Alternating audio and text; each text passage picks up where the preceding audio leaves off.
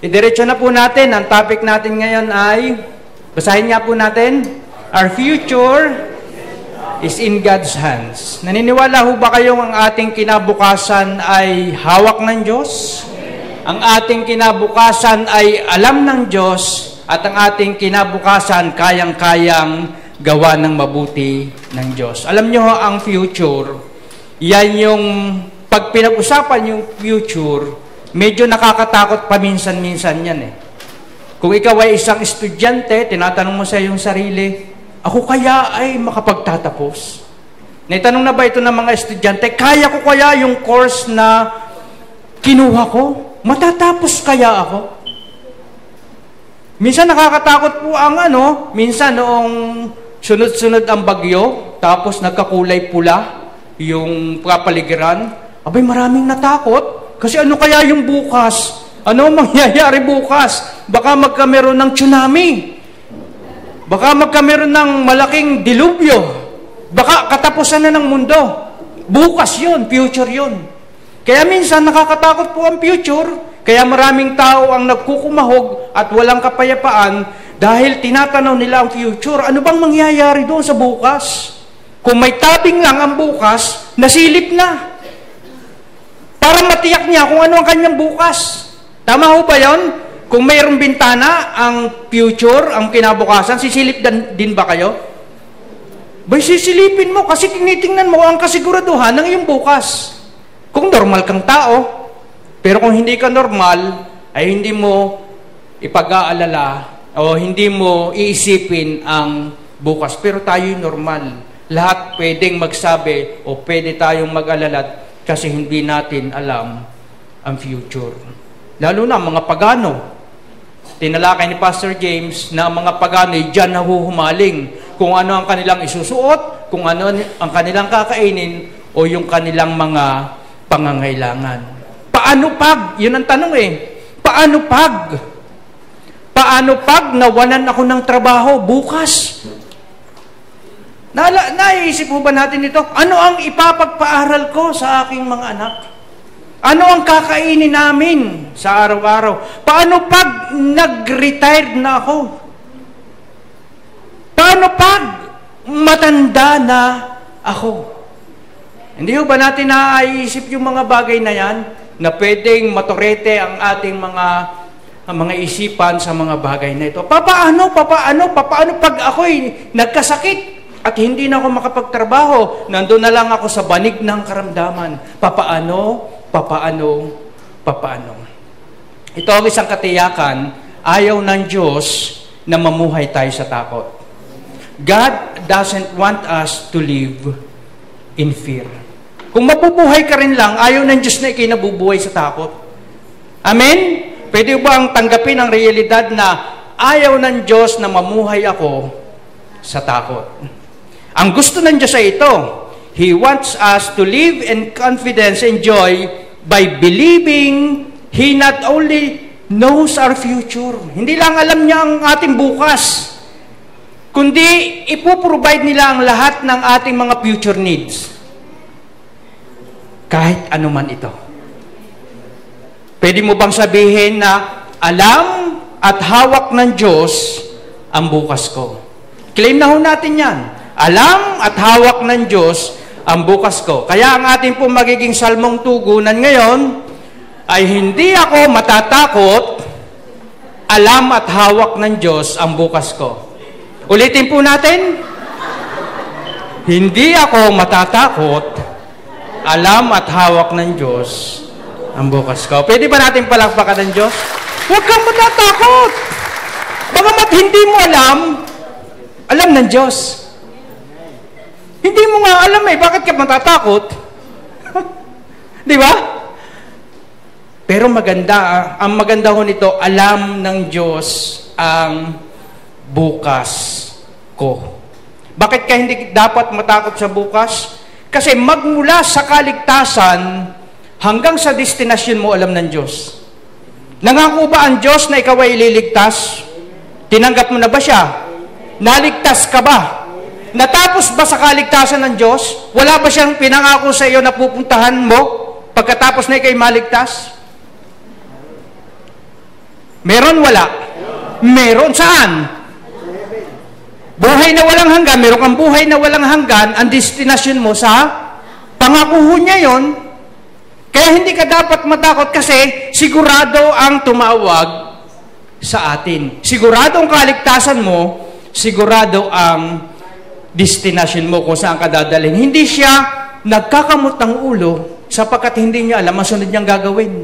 Ililigtas halimbawa kita, Brother Raymond, pero pagdating ng mga 5 taon, napapakamot ang ulo ng Diyos. Saan niya ba kita dadalhin, Brother Raymond? Ganun ba ang ating Diyos? Hindi. Pag nagbigay siya ng kaligtasan, sigurado na ang destination mo. Kaya pwede mong ipagkatiwala sa Kanya ang iyong hinaharap. Halimbawa, lumabas ka halimbawa, nagbibiyahe ka, sasakay ka ng jeep. Ang biyahe ay papunta ng bayan. Halimbawa ay, saan ba ang bayan? Anong bababa natin dyan? Yung McDo, ano bang, New City. Sino may alam ng New City? Nung ikay sumakay doon, nang ikay nagkameron ng kaligtasan, ang destination mo doon sa New City, pag sumakay ka ng jeep na yon. Kasi complete package na yun eh. Kahit ikaw ay magtulog-tulugan doon, darating ka ng New City. Pag sinabi ng dito na ho tayo sa bayan, baba na ho kayo. Hindi pwedeng mag-cutting trip si Jesus Christ sa iyong biyahe. Ang iyong kaligtasan at ang iyong destinasyon, iisang ruta lang. Amen? Kaya pwede tayo magtiwala sa Kanya kasi alam natin na alam niya yung pupuntahan mo. At alam din niya kung alam niya ang pupuntahan mo, siyempre alam din niya yung bukas mo. Kaya naman lamang naaligaga ang mga tao dahil ano bang magiging bukas ko? Ano ba? Pag. Lagi na lang pagpag. Pagpag ng pagpag. Na-prepare na po ni Jesus Sabi niya nung siya umalis nung panahon nung siya namatay, sabi niya, aalis ako at ipaghahanda ko kayo ng inyong matitirhan. Ano daw ating matitirhan. So, tiyak, garantisado ang kaligtasan, garantisado ang destinasyon, ang iniisip na lang ng tao yung bukas Yung kanyang part bilang isang tao na ano ang magiging bukas ko o ano ang magiging future ko dito sa mundong ito.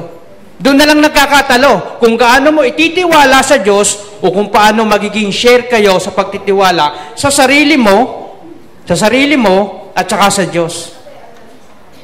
Magpapadaos-os ka ba sa biyaya ng Diyos na hahayaan mo ang Diyos na siya ang bahala sa future mo o magkukumahog ka at magpipilit sa iyong sarili na ikaw ay kasamang may gagawin pagdating sa future. Mamaya makikita ho natin kung paano tayo makapagtitiwala ng lubusan sa ating Diyos. Hindi ka pabababain ni Jesus Christ doon sa may banda ng saan ba? Sa may Metro Bank, sa may Lawas. Kung ang biyahe mo ay hanggang New City, ididiretso niya yan. Walang cutting trip kay Jesus Christ. Amen? Pwede ba natin palakpakan? Nakakatiyak tayo at garantisado ang ating future dahil hawak ng Diyos ang ating kinabukasan. Tingnan niyo po ito sa Philippians 1:6. I am sure of this. Sabi ni Apostol Pablo, I am sure of this, that He who started a good work in you will carry it on to completion until the day Jesus. Sabi sa Filipos 1:6, natitiyak ko wika. Tayo ho ba natitiyak natin na siya na nagsimula ng mabuting gawa na pinasimulan sa inyo ng Diyos ay Kanyang lulubusin hanggang sa araw ng pagbabalik ni Hesukristo. Gaano kagarantisado? Tiyak na tiyak ho ba? Sabi diyan, natitiyak ko, sabi ni Apostol Pablo. Pwede mo bang sabihin sa sarili mo na ako'y nakatitiyak ako na yung mabuting gawa? Ano ba yung mabuting gawang pinasimulan ni Kristo? Yung kaligtasang ginawa sa atin. Yung mabuting gawa na ginawa ni Kristo sa atin. Yung pinasimulan wika sa inyo ng Diyos ay Kanyang lulubusin. Hindi siya magkukulang. Hindi siya kakapusin. Lubos ang Kanyang gagawin. Hanggang saan? Hanggang kailan? Hanggang sa araw ng pagbabalik ni Jesucristo. Sinong lulubos? Ikaw o si Kristo? Ikaw o ang Diyos? Siya ang lulubos. Manghihina ka. Minsan nga, mawawalan ka na ng pananampalataya, pero hindi magbabago ang Diyos sa kanyang pangako. Pwede ba natin palakpakan? Natitiyak uwi ka eh. Kailangan sure din tayo na itong verse na ito ay sinasabing tiyak yung pagkatawag sa akin. Kaya garantisado at tiyak ang pagkatawag ng Diyos sa atin dahil may nangako ng tapat at totoo na hindi magbabago ng kanyang mga sinasabi. Ang tao, magbabago ang sinasabi, pero ang Diyos hindi magbabago sa kanyang mga sinasabi. Mapapanghawakan ho natin ang mga pangako ng Diyos. Tingnan pa natin ang ibang mga pangako ng Diyos patungkol sa ating bukas. Psalms 31 verse 15, My future is in your hands. Rescue me from my enemies, from those who persecute me.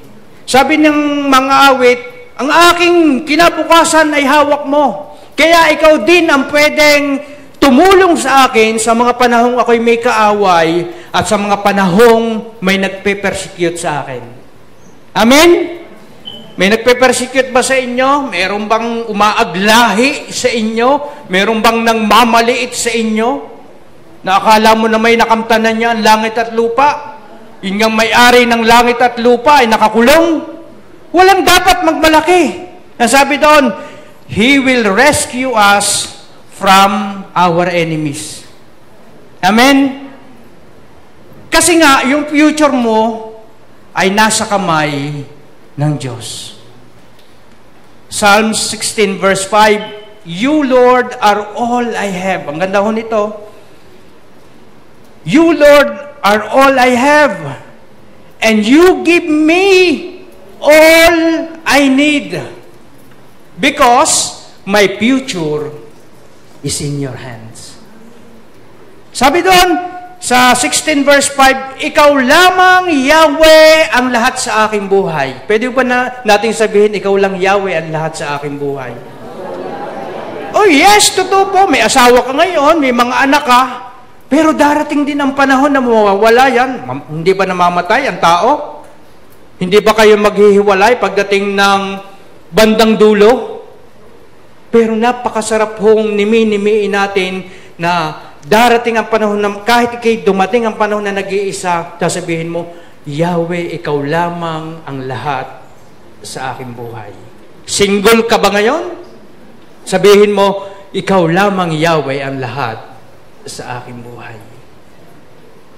Lahat ng kailangan ko'y iyong ibinibigay. Pinagdadamot ba ng Diyos ang lahat nating mga kailangan? Hindi ho. Hindi siya nagdadamot. Kaya kinabukasan ko'y nasa iyong mga kamay. Sino ho naniniwala dito na may mabuting plano ang Diyos sa kanyang buhay? Amen. Yun ho, nakalagay ho, He has good plans for you and your family. Nakalagay ho yan dyan sa sunod na slide. Nakatulog eh. Kasi nakiklaim mo sila ng promises doon sa taas eh. Every time na may promises ang Lord, i-claim na ho natin yon sapagkat yun ay totoo, puro, sigurado, garantisado, at mangyayari. Kasi lahat ng sinalita ng Diyos ay mangyayari. Kahit negative nga, sabi ni Pastor James. Kahit yung sumpa sa Israel, nangyayari. Sumpa sa Babylon, nangyayari, mangyayari ang kanyang mga sinalita. Lalo na kung mabuti ang sinalita ng ating Panginoon, i-claim na ho natin yung promises. Jeremias 29:11, ano sabi dyan? Bagamat ito'y pangako ng Diyos sa Israelita, the same principle, ganyan pa rin ang Diyos naman, hindi nagbabago. Pwede mong i-claim ang mga prinsipyong ginagawa ng Diyos. Ano sabi dyan? Sapagkat batid kong lubos, sabi ng Diyos, ang mga plano ko para sa inyo. Mga planong hindi nyo ikakasama. Wow. Kundi para sa inyong ikabubuti. Ito'y mga planong magdudulot sa inyo ng kinabukasang punong-puno ng pag-asa. Palakpakan ho natin ang Panginoon. Alam nyo, ang Diyos ay hindi kagaya ng politikong nangangako eh. Ngayon, panahon na naman ng politika, kung gusto nyong maagang patayin ang TV, pag may ads ng mga nangangako, sa bahay, patayin mo na yung mga pangakong yan. 50 taon nang nangangako, 50 taon na akong nabubuhay sa mundo, hindi ko nararamdaman ang mga pangako ng mga Sorry ho hindi ho nag-point ng tao, kundi yung office ng mga politikong. Mapuprostrate ka. Mapuprostrate ka kapag umasa ka sa politiko, pero ang Diyos na nangako sa atin. Nangangako, alam, batid kong lubos ang mga plano ko sa iyo. Anong plano ko sa iyo? Hindi sa iyong ikasasama, kundi para sa iyong ikabubuti. Amen? Ang Diyos lamang ang may pangakong totoo at ganap na willing niyang tuparin sa ating mga buhay. Ang tanong na lamang, magpapadaos-dos ka ba? Hahayaan mo ba ang plano ng Diyos ay mangyari sa iyong buhay? Alam nyo, maalala ko lang kahapon. Yung kahapon ko ay 1978 yun eh. Alam mo ba niyo yung kubeta? Alam niyo yung kubeta? Ilan lang ang may alam ng kubeta dito? Uulitin ko. Sino dito ang may alam ng kasilyas? Hindi niyo alam. Kasi pagtanong na lang, bahala na kayong mga kabataan ngayon kung anong ibig sabihin ng kubeta at kasilyas. Ngayon, ang tawag dyan, CR. Comfort room, ha? Ang sinasabi pa ng restroom. Tanong, paano magiging comfort room ang kubeta at kasilyas nung una kung ito'y common? Buong compound ho namin, magpipinsan kami. Kung sino ang may pera, siya ang magpapatayo ng CR. Hindi ho sa loob ng bahay, sa labas ng bahay. At bilang ikaw na medyo nagdarahop nung panahong yon, kasi hindi mo pa alam ang plano ng Diyos, hindi ka pa Kristiyano, siyempre ikaw ay makikikubeta. Kahit yun ay alas 12, kahit yun madaling araw, walang ilaw, kadiliman, yun ay nasa likod ng kawayan ng aagi-agit-it. Lakasan mo ang loob mo. Tibayan mo ang loob mo, pumunta ka sa CR. Kung gusto mong dumumi o hindi. Nakaka-relate ho ang mga naririto. Pagkatapos, palibhasa, hindi naman amin yon. Pag dumating yung may-ari at kumatok, tok, tok, tok, kahit hindi ka patapos, lalabas ka na. May-ari yun eh. Sinong nasa loob? Sabi ngayon, ako po. Ay, bilisan mo dyan at gagamitin na yan. Saan kayo nakatalang restroom at comfort room na ang inyong dumi ay to be continued? Paano naging restroom yan? Pero ngayon, dahil pinagpala na tayo ni Lord, tingnan nyo ang mga CR ngayon.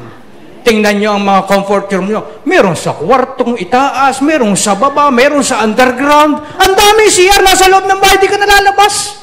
Pinagpala ka ba ng Diyos? Biriin mo yun. Ganon katindi ang plano ng Diyos. Ngayon, talagang pwede ka nang mahiga eh. Sa comfort room, pwede ka makatulog. Nung una, subukan mo.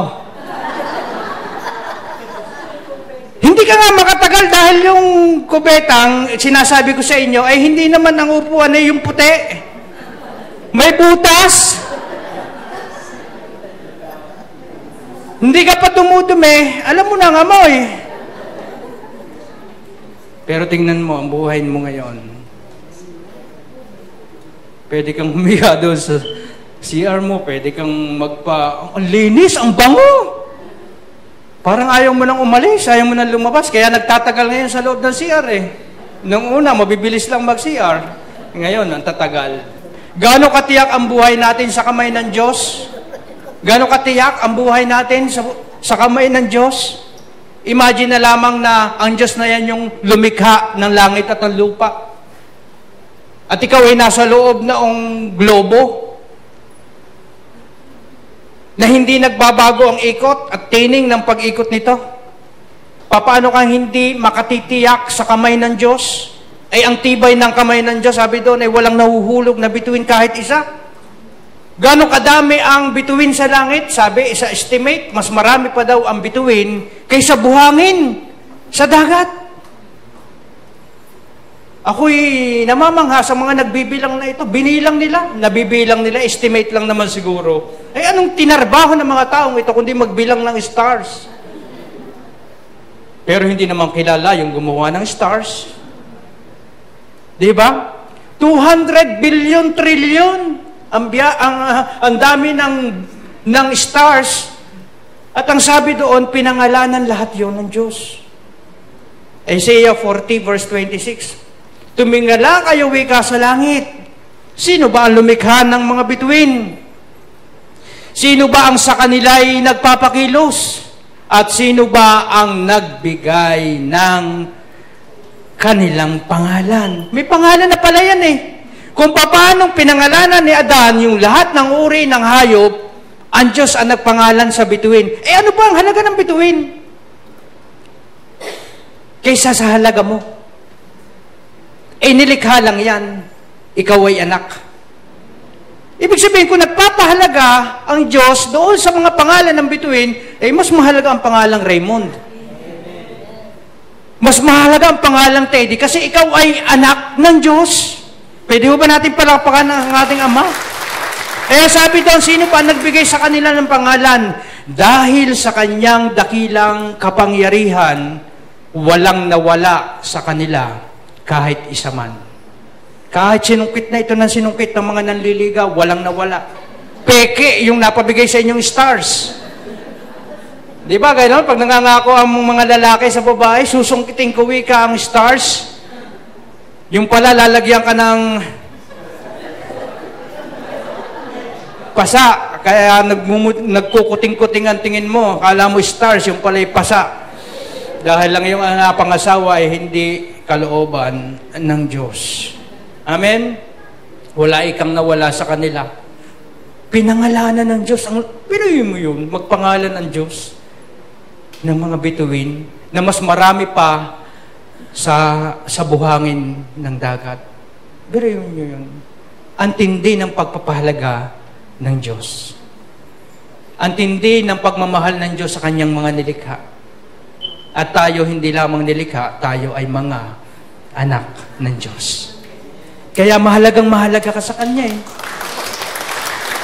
Kaya ang future natin, talagang sigurado eh. Hindi lamang yung araw ng kaligtasan mo, magandang balita, pati yung iyong bukas sa makalwa hanggang tumanda ka, magandang balita pa rin yun.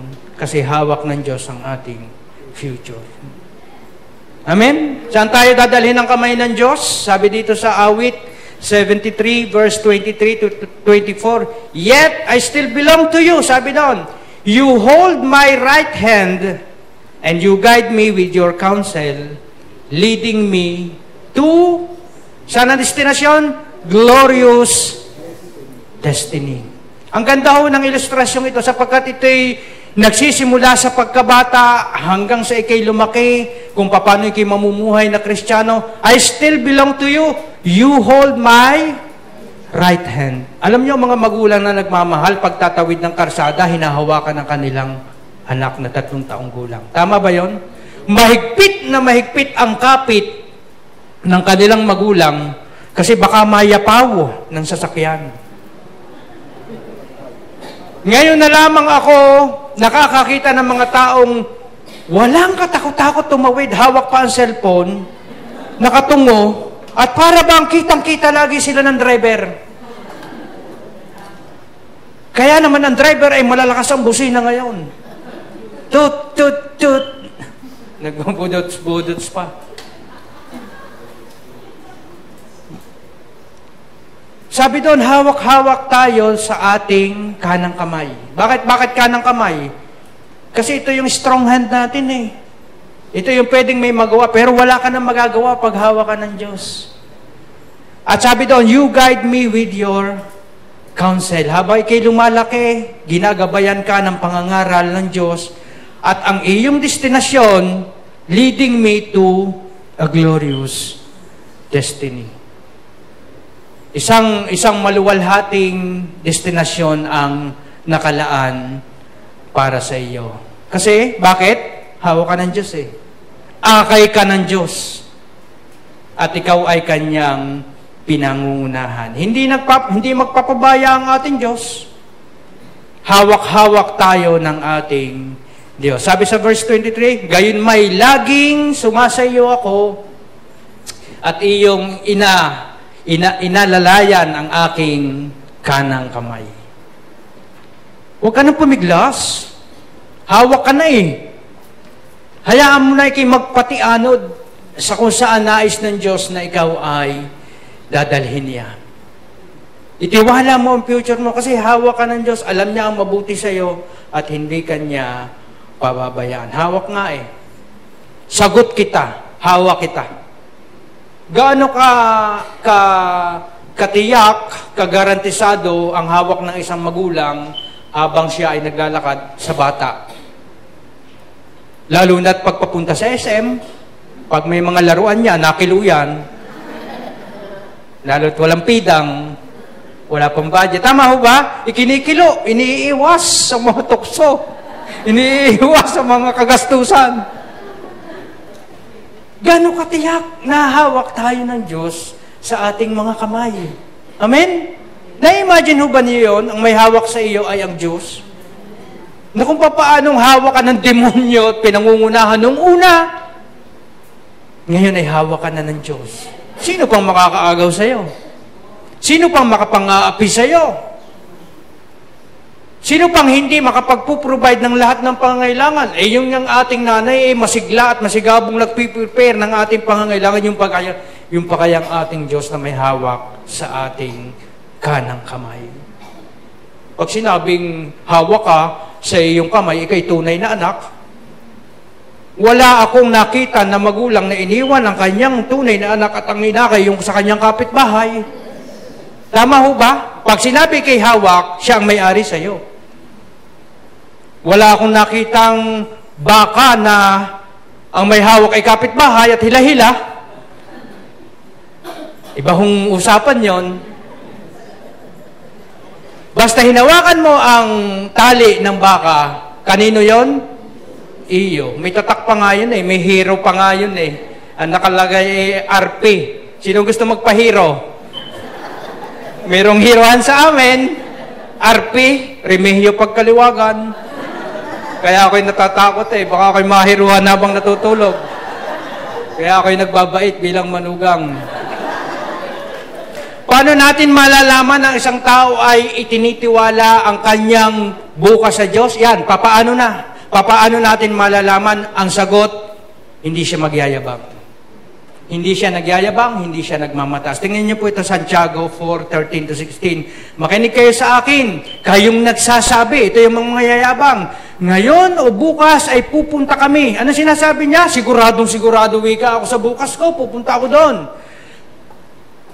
Pupunta kami sa ganito o ganong bayan at 1 taon kaming titigil doon. Anong gagawin? Mangangalakal kami at kikita ng malaki. Tanong, masama ho ba mangalakal o mag-business? Hindi. Pero sabi niya, hawak niya, ang bukas niya. Alam niya, bukas ay Lunes. Doon ako pupunta. Anong verse 14? Hindi nga nyo alam, wika, kung anong mangyayari sa inyo sa araw ng bukas.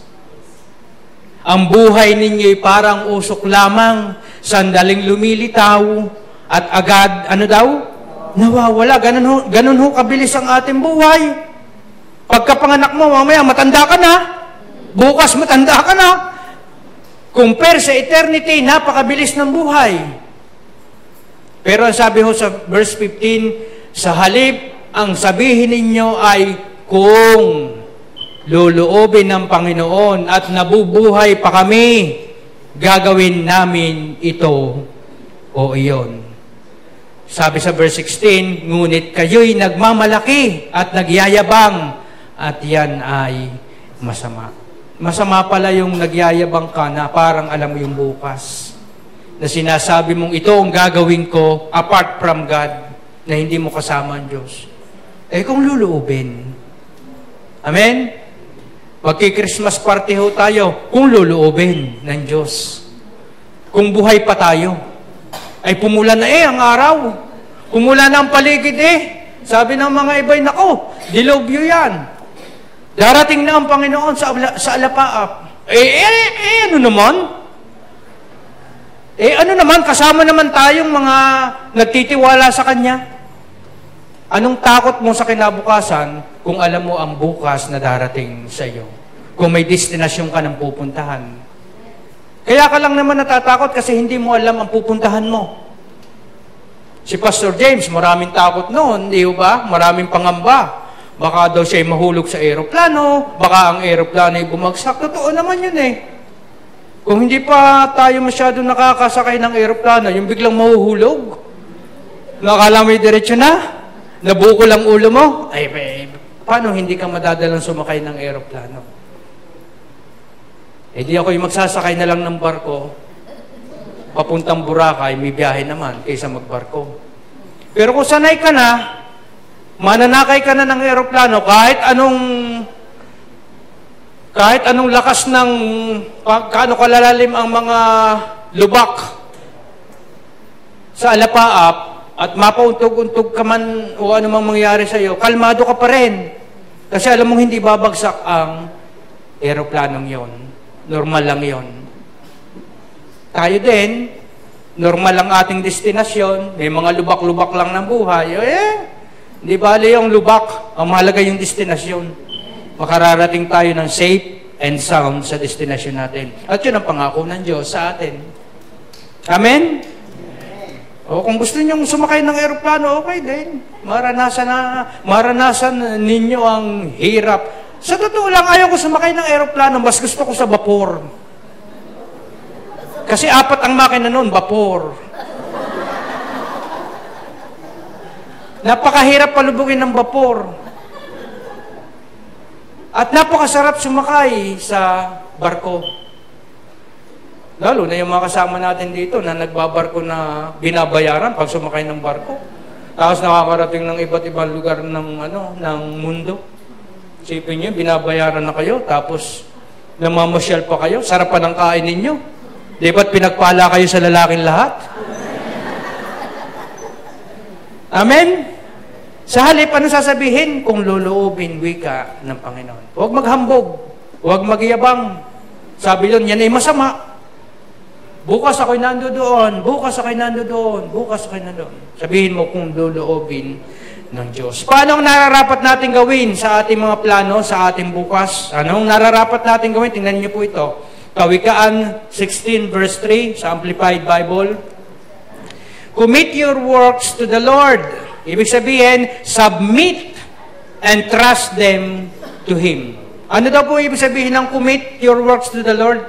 Abay, ipasakop mo at itiwala mo sa Diyos ang lahat ng bagay na ito. Anong mangyayari? And your plans will succeed. Sabi sa Tagalog, ipagkatiwala mo kay Yahweh ang iyong mga gagawin. Napakaganda ho nito. Pag ipinagkatiwala at magtatagumpay ka sa lahat ng iyong mga layunin. Sino ang gustong magtagumpay sa lahat ng kanyang mga layunin? Ayun, ang gagawin natin. Anong gagawin natin? Ipagkatiwala mo kay Yahweh ang iyong mga gagawin. Garantisado po ang katagumpayan ng garantisado ang katagumpayan ng bawat gagawin natin. Hindi natin alam ang bukas.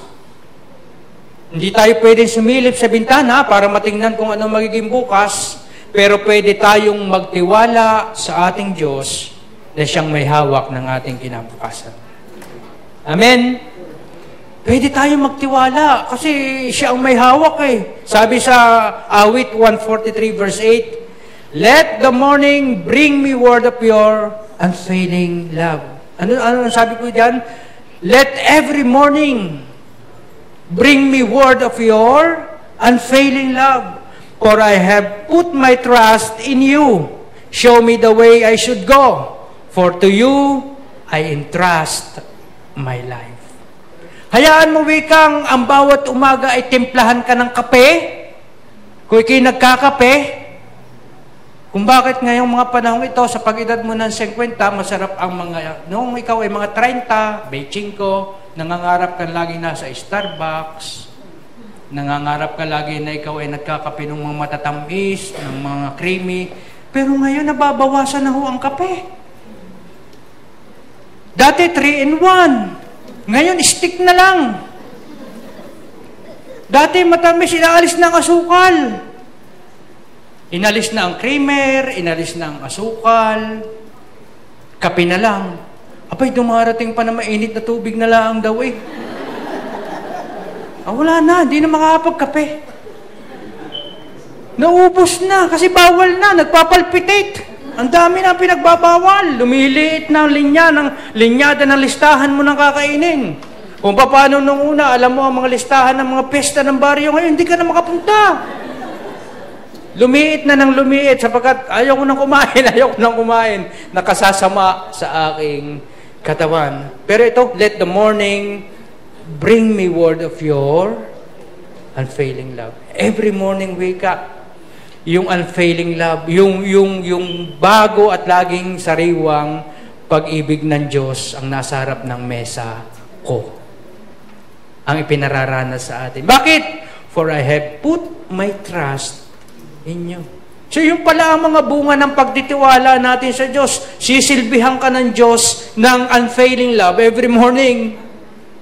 Kasi nag-trust ka na sa Kanya at siya rin ang magtuturo ng daan mo sa iyong patutunguhan. Di ba yung lumang kanta natin sa Lamentations 3:22 verse 23? The steadfast love of the Lord never ceases. Ano daw ang hindi humihinto at hindi tumitigil? Yung pag-ibig na hindi nagmamaliw ng Diyos, hindi humihinto. His mercies never have come to an end. They are new every morning. New every morning. Great is thy faithfulness. Kung merong hindi hihinto sa paggawa at pagpaparana sa atin ng kagandahan loob, yung pag-ibig ng Diyos. Amen? At ang kanyang kahabagan ay laging bago bawat umaga. Kaya hindi ka natutupok eh. Kaya hindi ka napapasama. Kasi yung mercy niya, yung kahabagan niya ay laging bago bawat araw. Ang ganda kong kantahin yan. Matagal na nating hindi nakakanta yan. Alam mo ba yung tono niyan? Pag-ibig mo ay hindi nagmamaliw ang awa mo. Salmong tugunan po. Ganda ho niyan. Laging fresh, laging bago, laging sariwa ang pag-ibig sa atin ng Diyos. Ngayon, sinasabi po ba natin na wala ka nang madadaanan sa buhay mo na mga tiisin? Sinasabi ba natin na wala nang problema? Sinasabi ho ba natin dito na wala ka nang suliranin? Walang hilahil, walang alalahanin, walang karamdaman na kakaharapin? Sinasabi ho ba natin to? No, hindi ho. Laging may dadaanan ka. Laging may pagdadaanan ka. Laging may problemang dadaanan ka, pero lagi ka, sabi doon, last week nga, nagkameron ako ng lagnat laki. Sabi ni Pastor Anthony, ako nakikinig kayo. Alam nyo, mabibilang naman sa daliri mo kung simula pagkabata hanggang sa edad nyo. Kung ilang beses lang kayo nagkalagnat di ba? Wala namang nakalagnat dito ng buwan-buwan Tama ba? Bihira. Pero sa nabilang ko, yung lagnat ng lakihan, kung tutuusin, dapat malaki na ako Pero bakit ang tawag ay lagnat laki, hindi naman lumalaki? Dapat yan, lagnat liit. Pero tapat po ang pangako ng Diyos kahit anumang pagsubok, anumang problema, anumang daanan natin, ang sabi nga doon, daanan mo lang yan. Bukas, wala na yan. Bukas, resolba na yan. Tama ho ba yun? Unang Pedro 5:10, sabi dito, pagkatapos niyong magtiis, may katiisan ba? May pagtitiis ba sa mundong ito? Sino ho dito nagtitiis? Boss, salamat, kakaunti na. Siguro mga taong langit na, mga mga glorified body na. Sino dito nagkakameron pa ng karamdaman? O lahat tayo. Sabi doon, pagkatapos yung magtiis sa loob ng maiksling panahon, ang Diyos na siyang pinanggagalingan ng lahat ng pagpapala, ang siyang magbibigay sa inyo ng, ano daw po, kaganapan, katatagan at lakas ng loob at isang pundasyong di matitinag. Siya ang tumawag sa inyo upang, ito ang sunod, makibahagi kayo sa kanyang walang hanggang kaluwalhatian. Kasama nino? Kasama ni Kristo. Basahin natin yung last part. Siya ang tumawag sa inyo upang makibahagi kayo sa kanyang walang hanggang kaluwalhatian kasama ni Kristo. Maliwanag ba ang future natin dito sa verse na ito? Siya na tumawag sa iyo, nagbigay ng kaligtasan, ay hanggang, sabi doon, hanggang sa kaluwalhatian kasama ni Kristo, ikaw ay paroroon. Pwede man natin palakpakan? Sa mundong walang katiyakan, biruin niyo ang pagtaas ng presyo, walang katiyakan, mamaya ay mababa ng kaunti, sa isang linggo ay mas mataas doon sa ibinaba. Aboy, parang kami niluloko lang eh. Pag tinignan mo yung presyo ng petrolyo, hindi sa pababa, sa pataas ng pataas. Walang katiyakan. Walang katiyakan kung ilang bagyo ang darating. Babiruin nyo naka-4 na sunod-sunod. Matindi yung Christine, hindi lamang bagyo, yung ulan dito sa Batangas. Pasalamat tayo, hindi tayo nahagip nung itong area natin, pero yung upper part ng ating bansa, nagsuffer ng maigi. Walang maisuot, walang damit, walang bahay, walang pagkain. Ganon katindi yun. Pero tayo, sa biyaya ng Diyos, hindi naapektuhan sa Batangas. Pero hindi ho katiyakan yung mga bagay na yan. Nung nagkameron ng COVID, nakakatiyak ka ba sa bukas mo? Baka nga, abay, tapos na. Wala nang future. Ito na ang katapusan. Ano susunod pa? Wala na. Lahat na ng tao ay namamatay. Lahat na ng tao ay takot. Sinong hindi natakot nung panahon ng COVID? Yun yung asawa mo, ayaw mo tabihan pag may sipon. Naghihiwalay kayo. Sabi ng Diyos, ang pinagsama ng Diyos, huwag paghiwalay ng tao. COVID lang ang nagpahiwalay. Sipin nyo, pati nagmumotor, mag-asawa, dapat na umi-cover pa. Gano'ng katindi? Natakot. Bakit? Walang katiyakan. Pag dumating ang sakit, pag dumating ang mga epidemya, pag nakarinig ka ng balita ng digmaan, ano ang future ng Pilipinas? Kapag nag-aaway ang China at saka ang Pilipinas, sinong ilalaban natin? Yung mga manananggal. Yung mga lumilipad sa walis. Ilabas na lahat yan. Wala. Ay titirisin tayo sa dami ng mga yon. Pag nagkakurutan, talo na tayo. Ay huwag kang mag-alala. Sagot ng Diyos ang future mo. Sinong politiko ang mag-aahon sa Pilipinas kung sila-sila nag-aaway?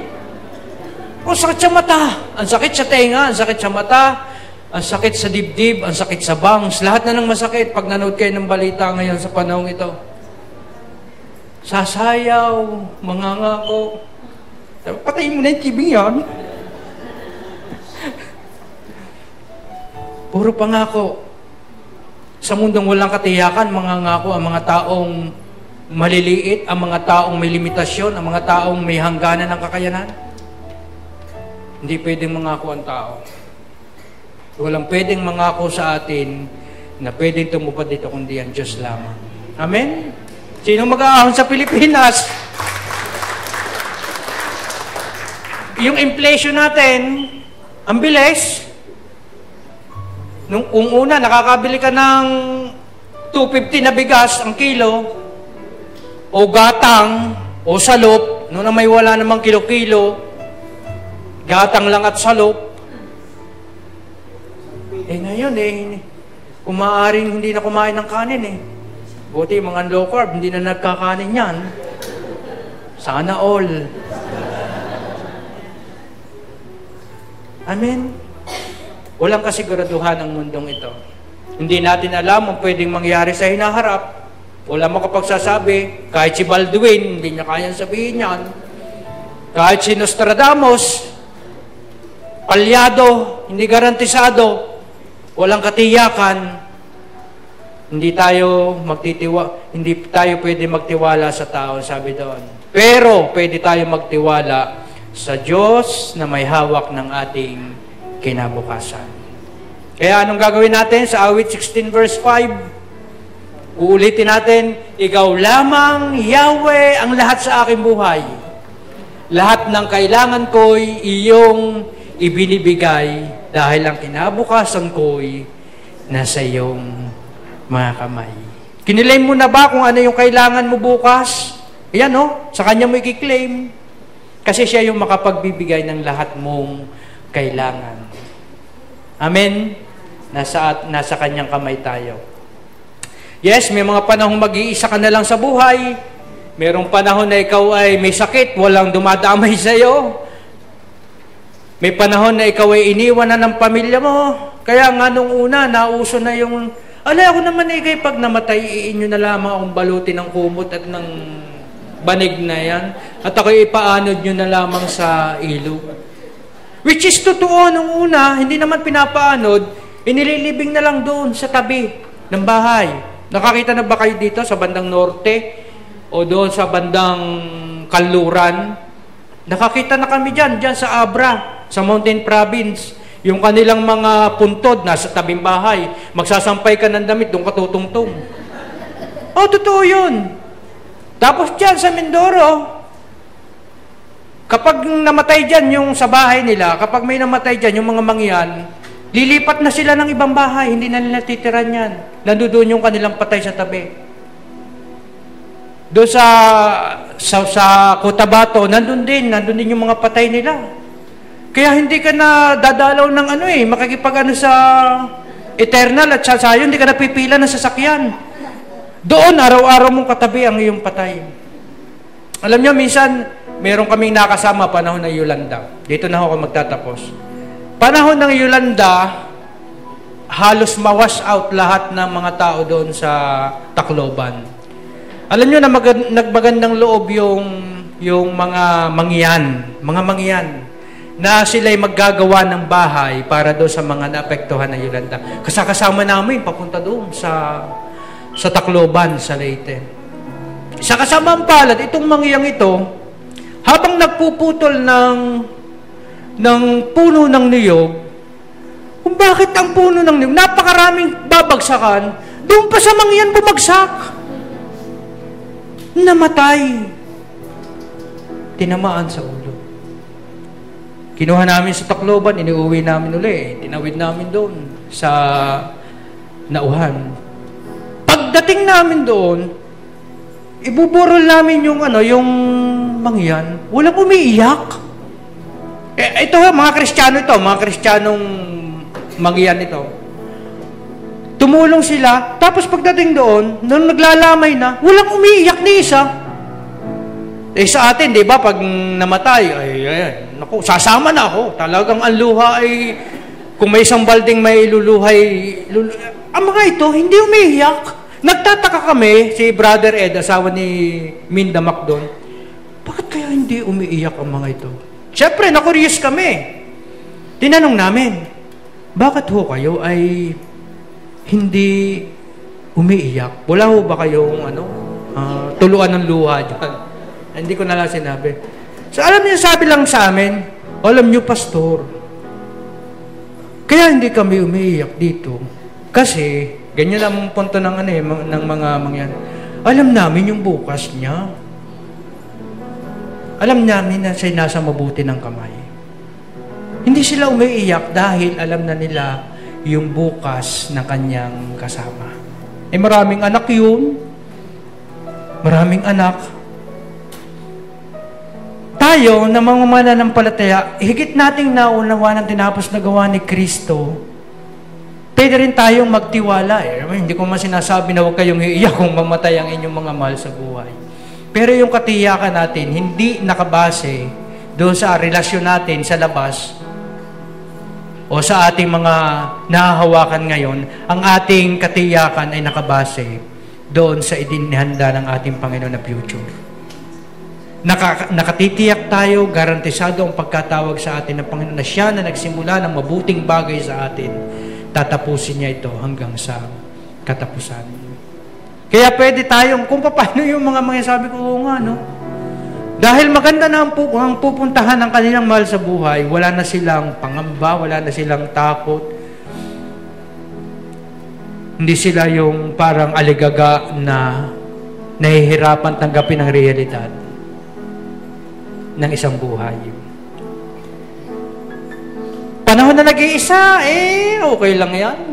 Si Moises nga, di ba si Moises walang naglibing? Sino ba maglilibing pag ako'y nag-iisa na? Baka ako'y abutin na lang sa kwarto na namamaho na. Ayan minsan ang ang dilubyo ng isang tao. Pero ito si Moses, ang Diyos ang nagtago ng kanyang katawan. Siya ang naglibing kay Moises. Kung walang maglilibing sa iyo, pag namatay ka, ang Diyos ang maglilibing sa iyo.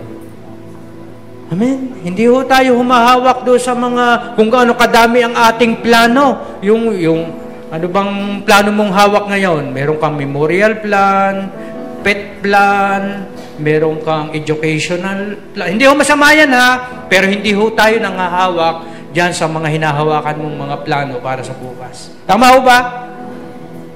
Hindi ho masama yan. Kung kayo may insurance, dagdagan nyo pa. Ayos yan.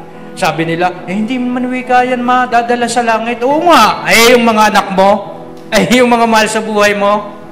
Tsaka kung ayaw mo, nadalhin sa langit, bigay mo sa akin.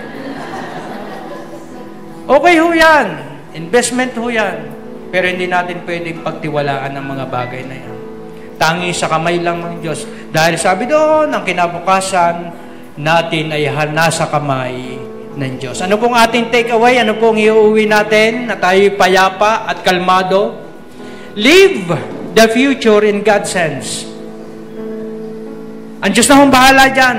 Pagkatiwala mo lang ang bukas mo sa kanyang mga kamay.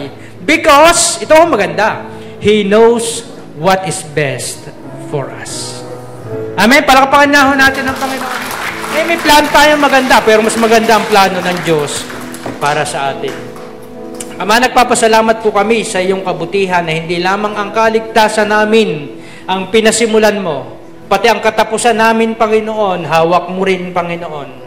At ikaw ay nangako sa amin ng isang buhay na walang hanggan, isang buhay na ganap at kasiyasiya. Kaya salamat, Panginoon. Pinawi mo na ang aming pangamba, pinawi mo na ang aming takot sa anumang mga darating sa aming bukas. Na kami, Panginoon, ay tinuturuan mo na magtiwala, magpadaos-os, Panginoon, sa biyaya mo, na hinahayaan namin na ang mga kamay mo ang umakay sa amin. Dahil alam po namin na ikaw ang may mabuti at higit na nakaalam ng aming bukas. Kung ikay naririto ngayon o nanonood ka man, na nais mong tanggapin ang isang Diyos na may hawak ng buhay, siya na nag-alay ng buhay para sa iyo, para mapatawad ang lahat nating mga kasalanan, inaayayahan kita sa isang panalangin ng pagtanggap sa Kanya. Sabihin mo, Panginoong Jesus, ako po ay makasalanan. Ako po ay mapapahamak kung wala ka sa buhay ko. Naniniwala ako na kayo ay namatay sa krus bilang kabayaran ng lahat kong mga kasalanan. Tinatanggap kita bilang aking Panginoon, bilang tagapagligtas ng aking buhay. Salamat po sapagkat ang aking pangalan ay isinulat mo na sa aklat ng buhay. Salamat po sa buhay na walang hanggan na iyong binigay sa akin. Sa pangalan ni Jesus. Amen. Tayo pong lahat ay dadako sa pagpira-piraso ng tinapay.